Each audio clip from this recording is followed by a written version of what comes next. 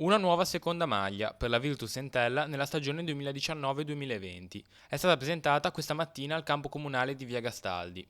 Sempre realizzata da Adidas, la nuova casacca sostituisce quella nero scudata della scorsa stagione, con un motivo a piccoli quadrati celesti asimmetrici su sfondo nero.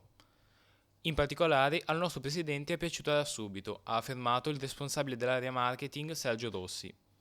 Al comunale presenti anche i calciatori, che hanno parlato dei primi impegni ufficiali imminenti.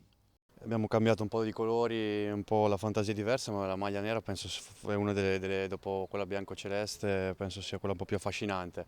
Anche il tessuto è più leggero, penso che sia bella, veramente una bella maglia. Poi abbiamo ancora Adidas, quindi insomma ci fa piacere. Domenica primo impegno ufficiale in casa, ore 20:30 contro il Sud Tirol, in una competizione che l'anno scorso diede tantissime gioie. Ti chiedo come la state preparando. Intanto bisogna cercare di mettersi a regime a livello fisico, poi piano piano cercheremo di mettere dentro a livello tattico conoscenze nuove, anche perché comunque sono arrivati tanti ragazzi nuovi. È un test importante, quello di Coppa Italia, ed è un test che ci preparerà al campionato, quindi dobbiamo affrontarlo con la massima concentrazione, con l'atteggiamento giusto. È uscito anche il calendario del campionato di Serie B, si partirà il 24 contro il Livorno. Ti chiedo un giudizio su questo calendario. Bene che giochiamo la prima in casa davanti al nostro pubblico e speriamo che il comunale sia bello pieno per iniziare nel miglior dei modi questo campionato. È importante tenere i piedi per terra, umiltà, e poi strada facendo vedremo i risultati e la crescita di questa squadra.